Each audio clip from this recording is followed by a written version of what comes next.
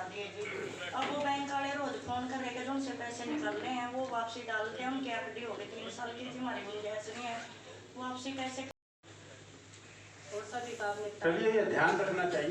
Department से एक letter दे देना तो करवा दें, आज ही दे देना, आज ही करवा दें सर के अनुसार तो हमारे। अरे आपको समझ में नहीं आई, बैंक वाले करने के लिए तैयार है तो आपको क्या दिक्कत है? 2 लाइन का लेटर दे देना कि जितना मैं ऑर्डर दे रहा हूँ ना आपको। हाँ, आप इनकी मदद करके इनका काम करवाइए, नो इफ्रंट पर। और मुझे बताइए कि ये काम हो गया। चलिए इसको भी फाइल करें। भाई तब तक क्या कट गए।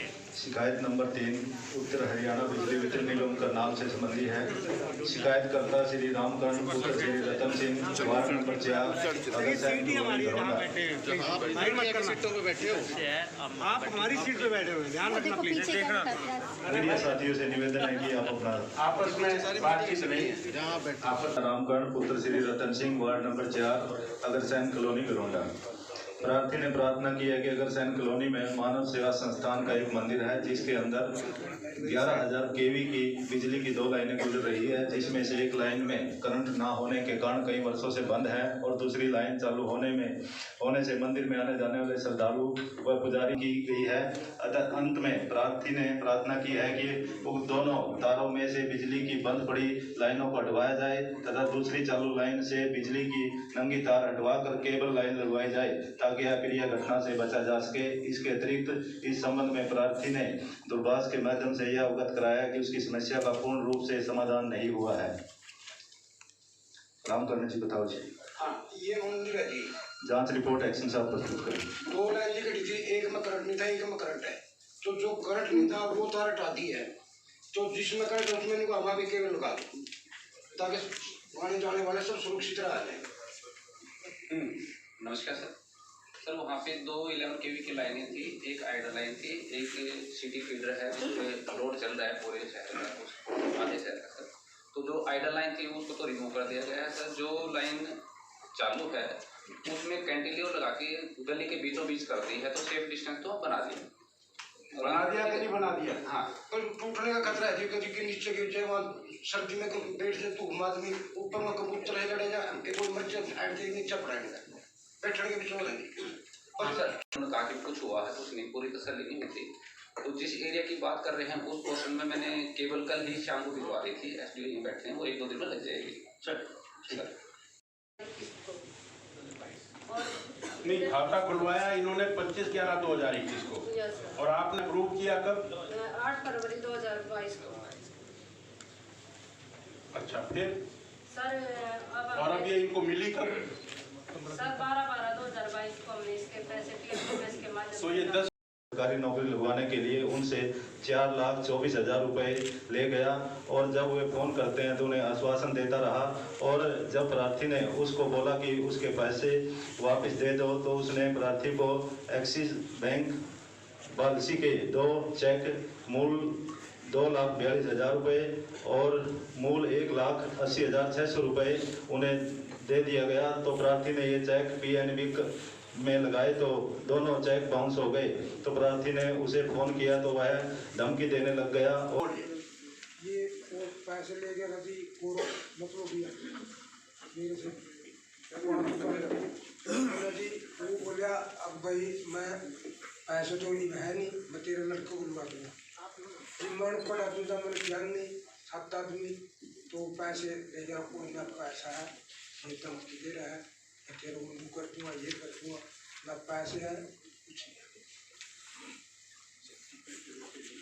शिकायतकर्ता पत्रकार को जांच में शामिल कर कथन अंकित किया, जिसने अपने कथन में अंकित कराया कि उसने उसकी पत्नी व पुत्र इन पैसों वाले उन्हें 2 चेक दिए, 2 चेक बाउंस हो गए। फिर उन्होंने वकील के माध्यम से नोटिस भिजवा दिया जिसका अभी तक कोई जवाब नहीं आया सर। पैसे वाले वकील के माध्यम से कोर्ट में केस डालेंगे। संदीप जी, करनाल सिटी, करण का सिटी, सीएम का सिटी, और मेरा ये सौभाग्य है कि पहली ग्रीवेंस कमेटी जब मैंने अपने जीवन की थी तो वो भी लगभग 7 साल पहले यहीं की थी। आज मुझे 5 साल के बाद आने का यहाँ सौभाग्य प्राप्त हुआ। यहाँ के लोग, यहाँ के कार्यकर्ता बड़ा बड़ा प्रेम रखते हैं और यहाँ मुझे कभी किसी काम में कभी दिक्कत नहीं आई और मैं समझता हूँ कि आगे भी कोई दिक्कत नहीं आएगी। आज मैं ग्रीवेंस कमेटी में आया, आप सबका, शिकायतकर्ताओं का, मेंबर्स का, अधिकारियों का, सबका स्नेह मुझे मिला। मैं आप सबका भी यहाँ अभिनंदन और अभिवादन करता हूँ। आज के ग्रीवेंस कमेटी में लगभग 11 केस थे। 11 में से 5 पेंडिंग है। हाँ, 11 केसेस में से 5 केसेस पेंडिंग हैं और कुछ में कुछ जटिलताएं थी, तो उसमें हमने जो हमारे ऑनरेबल, मैं समझता हूँ कि अगली दफ़ा 2, 3, 3 है शायद वो, उन तीनों का भी निपटारा भाईचारे में हम करें। कई दफ़ा टेक्निकल चीज़ें आ जाती हैं, तो ऐसे जो हमने 6 उनको ड्रॉप किया है।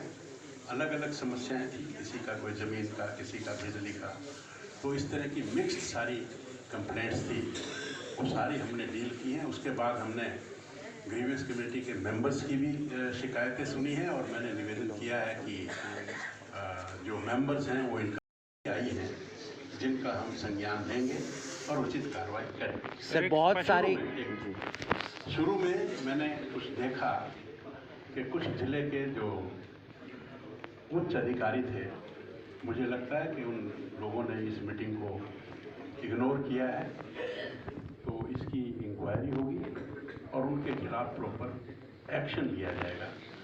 अब आप सर प्रॉपर्टी आईडी को लेकर आप बयान दे गए थे पिछली बार जब करनाल आए थे, भी 1 महीने में दुरुस्त कर देंगे, मेरा वादा है। वो वादा भी पूरा नहीं हुआ, लोगों की रजिस्ट्रियाँ नहीं हो रही। करनाल सीएम सिटी है, आपने करण की नगरी के बारे में बात की और हालात तो बहुत ख़राब है करनाल में। देखिए, प्रॉपर्टी आईडी का एक ऐसा मुद्दा है जो पूरे भारतवर्ष में माननीय मनोहर लाल जी ने हिम्मत की ये काम करने की। कुछ काम ऐसे होते हैं, जैसे मोदी जी ने जीएसटी की बात की, नोटबंदी की बात की, ये जो प्रॉपर्टी का मामला, हमने 1-1 इंच ज़मीन को मापने का काम किया और उसमें पहले डिमांड रजिस्टर में 30 लाख प्रॉपर्टी थी, अब 42,70,000 से अधिक प्रॉपर्टी है। उनको हमने कलमबद्ध किया है, डिजिटलाइज किया है, कंप्यूटराइज किया है। अनेक प्रकार की डिफिकल्टी है, गिरते हैं सह सवार ही मैदानी जंग में, वो क्या गिरेगा जो घुटने। सर लोगों की रजिस्ट्रियाँ तो नहीं हो रही ना जी। आप मेरी बात सुन लीजिए, आपने प्रश्न किया तो मेरी बात तो सुनेंगे कि नहीं सुनेंगे? जी सुनेंगे ना। तो ये बहुत बड़ा मुद्दा है, कहीं नाम की गलती है, कहीं फ़ोन नंबर की गलती है, कहीं पैमाइश की गलती है। हम सब लगे हुए हैं और पूरी तन्मयता से लगे हुए हैं। माननीय मुख्यमंत्री जी ने कल ही मीटिंग ली है और जब ये कई दफ़ा जब सिस्टम, जब इतिहास बदलता है तो उसमें समय लगता है, आप समझिए मेरी बात। और जब आपको मैं एक बात बता दूं, मैंने पिछले 9-10 साल का डाटा उठाया और 30 लाख अगर हमारी प्रॉपर्टी है तो 7 लाख लोगों ने टैक्स जमा करवाया, 23 लाख लोगों ने टैक्स ही नहीं जमा कराया। अब ये जो 42 लाख प्रॉपर्टी हो जाएंगी, 42 लाख लोग टैक्स कराएंगे, तो थोड़ी हल्ला तो इस वजह से भी है कि लोगों को टैक्स जमा करवाना पड़ेगा। इस नए में बेनामी प्रॉपर्टीज को हम खत्म करेंगे। हमने डिपो होल्डर का काम शुरू किया, ऑनलाइन शुरू किया, तो शुरू में दिक्कत आई। शुरू में हमने मोबाइल फ़ोन का इस्तेमाल किया तो दिक्कत आई, कंप्यूटर पर हम आए तो दिक्कत आई। ऐसे ही प्रॉपर्टी आईडी में कुछ दिक्कतें आ रही हैं, मैं आपकी बात से सहमत हूँ। कुछ अप्रूव्ड अनअप्रूव्ड का भी है, कुछ चीज़ें हम कर्मचारियों को, अधिकारियों को भी कई चीज़ें नई जो प्रॉब्लम आती हैं उनका पता लगता है। तो शनय मेरा ये आपसे वायदा है, इसमें समय लगता है, 2 महीने, 4 महीने, 6 महीने लग सकते हैं सिस्टम को बदली बनाने में। तो ये एक अच्छा सिस्टम है और पूरा डाटा 1-1 इंच हमने मापा है और उसको हम दुरुस्त करेंगे और ये आने वाले समय में ठीक होगा। जहाँ तक रजिस्ट्री की बात है, रजिस्ट्री हमने कोई भी बंद नहीं की हुई। जो अनअप्रूव्ड है उनकी रजिस्ट्री नहीं होगी और जो अप्रूव्ड है उनकी रजिस्ट्री। सर अभी आपके जो ग्रीवेंसेस कमेटी के मेंबर थे उन्होंने कहा कि जो 1 नंबर की सही रजिस्ट्री है वो भी नहीं करे, जो करनाल आपने तहसीलदार लगाई हुई है, किसी का काम करते ही नहीं। हमारे कमिश्नर साहब बैठे हैं, वो दूर करेंगे। सर विधानसभा सत्र शुरू होने वाला है, क्या क्या मुद्दे रहने वाले हैं? अब यहाँ तो ग्रीवेंस कमेटी की बात करें, लेकिन विधानसभा सत्र है सर, उसमें भी ये मुद्दा उठेगा और भी तमाम मुद्दे उठेंगे। नगर निगम में चले जाएं आप। जनता पार्टी की हरियाणा सरकार सर किसी भी विभाग में चले जाएं और कोई भी सुनवाई नहीं होती है इस समय, क्या कहना चाहेंगे? पहले माननीय मुख्यमंत्री जी ने ये सदन जो बुलवाया था वो 22 तारीख से शुरू होना था। आदरणीय हमारे विपक्ष के नेता भूपेंद्र सिंह हुड्डा जी ने कहा कि इस समय उनके नेता वो आ रहे हैं, इसलिए उनके विधायक इस सदन में हिस्सा नहीं ले पाएंगे। हमारे मुख्यमंत्री जी ने तुरंत उसको पोस्टपोन किया। अगर विपक्ष से डरना होता तो हम ये पोस्टपोन ना करते, हमारे लिए कोई बाइंडिंग नहीं थी। लेकिन हम तो चाहते हैं बिना विपक्ष के सरकार कैसी, उठाए ना मुद्दा। हमारी तैयारी पूरी है, हर मुद्दे पर तैयारी है, इसमें कोई चिंता की बात नहीं। कांग्रेस कह रही है मजबूती मिलेगी भारत जोड़ो यात्रा से, आप विपक्ष के तौर पे जोड़ने का क्या काम करेंगे? अब कह रहे हैं कोरोना को लेकर चिट्ठी दे दी है कि कोरोना आ गया है। 600 साल में पहले बाबर आया और उसने इतने मंदिर तोड़े और हमारा समाज इतना सशक्त नहीं था। 2 साल पहले ये सशक्तता नरेंद्र मोदी ने दिखाई। जोड़ना इसको कहते हैं, जोड़ना इसको कहते हैं कि देश स्वतंत्र हुआ 1947 में और धारा 370 लगा दी, उसको तोड़कर देश को जोड़ने का काम किया। ऐसे पैदल चलने से ये कांग्रेस अपने परिवार को तो जोड़े, अपनी पार्टी को तो जोड़े। ये 3-3, 4-4 साल राष्ट्रीय अध्यक्ष तो बना नहीं सकती। घर में इनके फूट है। कांग्रेस यहाँ हरियाणा का अध्यक्ष ले लो, इनके जिला अध्यक्ष ले लो, संगठन कभी बनता नहीं है। ये जो घर को नहीं जोड़ सकते, 2 आदमियों के साथ मिलकर चल नहीं सकते, देश को तोड़ने का जिन्होंने काम किया, आज वो देश को जोड़ने का नाटक करते हैं। सर करनाल का करमताल पार्क है, 6 करोड़ रुपए से सौंदर्यीकरण मुख्यमंत्री जी ने उसका किया था। पिछले 2-3 महीने से उसकी सफाई नहीं हुई, बदबू इतनी ज़्यादा है, कई बार खबरें छाप ली। ठेकेदार कहता है जी मुझे नगर निगम के अफसर पैसे नहीं देते, मैंने काम छोड़ दिया है। यानी अफसरों को अपनी तनख्वाह के पैसे हैं लेकिन ठेकेदारों को देने के लिए पैसे नहीं है। ना ट्यूबवेल ऑपरेटरों को सैलरी मिल रही है, ना ठेकेदारों के थ्रू जो सफाई कर्मचारी है उनको मिल रही है। तोमर साहब इसका सब संज्ञान लें और जो भी उचित कार्रवाई जिसके ऊपर है वो करें। सर कोरोना के मामले फिर से बढ़ रहे हैं, आपके भी संज्ञान में होगा ये, और उसको लेकर सरकार की क्या तैयारियां हैं? कोरोना के मामले में हिंदुस्तान ने जिस तरीके से इस कोरोना को ट्रीट किया, मैं आपको एक आंकड़ा देता हूँ। 10 लाख के पीछे जो डेथ हुई, इससे आपको समझ में आ जाएगी जो पूरी दुनिया है, वर्ल्ड है, उसमें 10 लाख के पीछे जो डेथ हुई वो 650 हुई। और अमेरिका का अगर हम डाटा उठाएंगे तो ये लगभग 2950 का है, यानी कि 3000 का है।